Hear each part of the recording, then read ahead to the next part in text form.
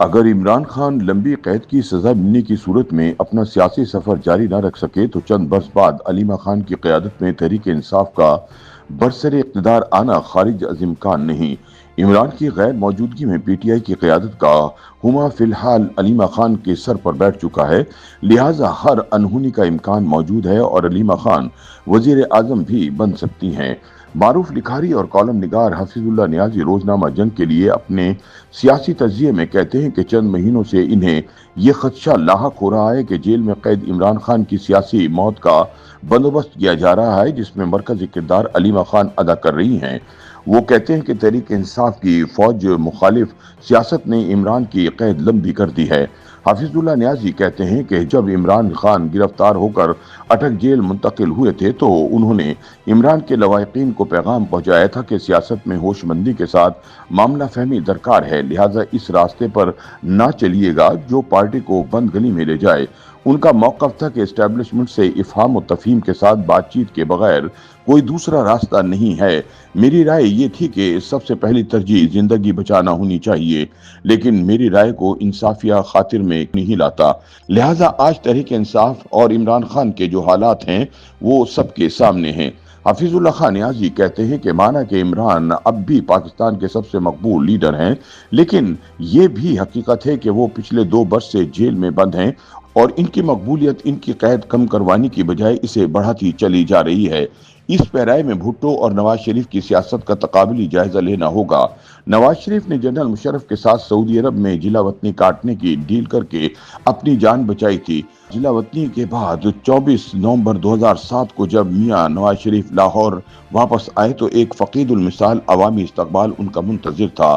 اس کے بعد نواز شریف جنوری 2022 تک سیاست کا محور رہے۔ 4 سو نواز شریف ہی نواز شریف تھے۔ 2018 کے انتخابات میں دھونس اور دھاندلی سے عمران کو وزیر اعظم بنانے سے پہلے پاکستان میں نواز شریف کی سیاست کا ہی توتی بولتا تھا۔ حفیظ اللہ خان نیازی کہتے ہیں کہ دوسری طرف ذوالفقار علی بھٹو کسی طور جنرل ضیاء الحق کے سامنے نہ جھکے اور پھانسی کے پھندے پر جھول گئے۔ انہیں ضیاء کی جانب سے سمجھوتے کی آفر کی گئی لیکن وہ انکاری رہے۔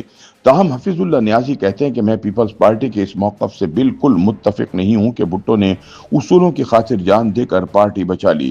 میرے خیال میں بھٹو نے جیسے ہی اپنی جان دی، پیپلز پارٹی کی سیاست سے بھی جان نکل گئی۔ جو ہی پیپلز پارٹی کی جانشینی بے نظیر بھٹو کے پاس آئی، نصرت بھٹو اور محترمہ دونوں جیل سے لندن پہنچ گئیں۔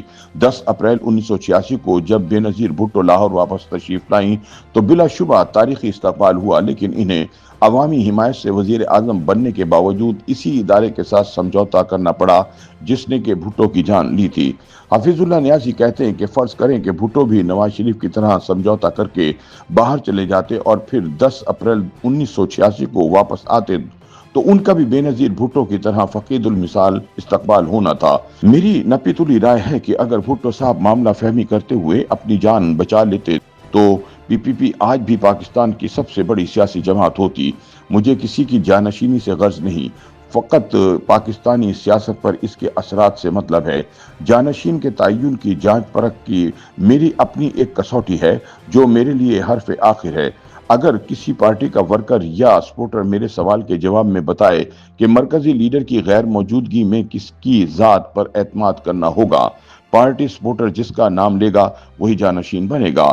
اسی معیار پر فروری مارچ 2018 کی مقبول پارٹی مسلم لیگ نون کے کارکنوں سے جب یہ سوال پوچھا گیا تو ان کی جانب سے بلا حیل و حجت شہباز شریف کی بجائے مریم نواز کا نام لیا گیا۔ چنانچہ اب منظرنامہ واضح ہے، نون لیگ کی جانشینی آج مریم نواز کو منتقل ہو چکی ہے، لیکن مت بھولیں کہ 2018 میں شہباز شریف مسلم لیگ نون کے صدر تھے۔ وہ 25 سال سے نواز شریف کے نائب کے طور پر کام کر رہے ہیں اور 3 مرتبہ پنجاب کے چیف منسٹر رہ چکے ہیں۔ دوسری طرف جب 2018 میں پارٹی کی جانشینی کا فیصلہ ہوا تو مریم نواز کے پاس نہ تو کوئی پارٹی عہدہ تھا اور نہ ہی وہ کوئی ایم پی اے یا ایم این اے تھی، لیکن مسلم لیگ نون کے چاہنے ماننے والوں نے جانشینی مریم نواز کو سونپ رکھی تھی۔ حفیظ اللہ نیازی کہتے ہیں کہ ہم تاریخ میں تھوڑا اور پیچھے جائیں تو اسلام کا چورن بیچنے والے جنرل ضیاء الحق کے بھی پیروکار تھے۔ 17 اگست 1988 کو موصوف کے طیارہ حادثے میں بھسم ہونے کے چند ماہ بعد بے نظیر بھٹو وزیر اعظم بنی تو نواز شریف بطور اپوزیشن لیڈر سامنے آئے۔ ضیاء الحق کے ماننے चाहने वाले बाजमात नवाज शरीफ के साथ जुड़ गए। दिसंबर 1988 में एजाज उल हक ने पाकिस्तान मुंतकिल होकर सियासत में हिस्सा लेने का ऐलान किया तो मैंने मौसूफ से अर्ज की कि उनको नवाज शरीफ की क़यादत में सियासी सफर शुरू करना होगा, क्योंकि आपके वालिद के मानने वाले अब नवाज शरीफ के साथ हैं। आप जनरल जिया के बेटे जरूर हैं, मगर आपके वालिद का वोट बैंक अब नवाज शरीफ के तसर्रुफ में जा चुका है।